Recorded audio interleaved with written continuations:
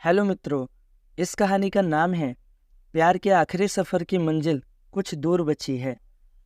एक 80 साल की पत्नी ने अपने 84 साल के पति से कहा, अजी सुनते हो, एक बात कहूँ आपसे। पति अपनी पत्नी के करीब आया और बोला, कहो। पत्नी भावुक होकर बोली, आपको याद है, आपने हमारी शादी से पहले अपनी माँ को छुपकर एक खत लिखा था, जिसमें आपने अपने गुस्से का इजहार करते हुए लिखा था कि आप मुझसे शादी नहीं करना चाहते क्योंकि आपको मेरा चेहरा पसंद नहीं था। पति ने हैरान होकर पूछा, वो खत तुझे कहाँ से मिला? वो तो बहुत पुरानी बात है। पत्नी आंखों में आंसू भर के बोली, कल आपके बक्से से मुझे पुराना खत मिला। मुझे नहीं पता था कि ये शादी आपकी मर्जी के खिलाफ हुई थी, वरना मैं खुद ही मना कर देती।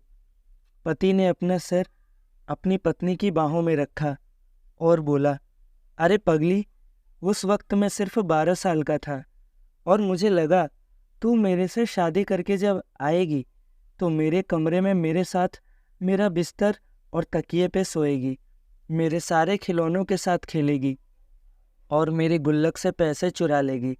लेकिन उस वक्त मैं ये कहाँ जानता था कि तू मेरी ज़िंदगी में आकर मेरी ज़िंदगी को एक कमरे से बाहर एक घर तक ले जाएगी। ये कहाँ जानता था कि मुझे कपड़ों के बने खिलौनों से कहीं ज़्यादा खूबसूरत और प्यारे खिलौने यानी हमारे बच्चे तू मुझे देगी। ये कहाँ जानता था कि मेरी चिल्लर से भरी गुल्लक के मुकाबले तू मुझे प्यार की बेशकीमती दौलत देगी। अब बोल, और भी कुछ पूछना बाकी है?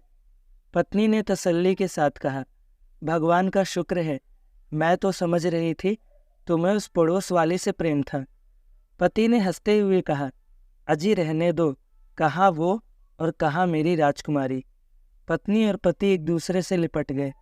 प्यार के आखिरी सफ़र की मंजिल अब कुछ ही दूर बची थी।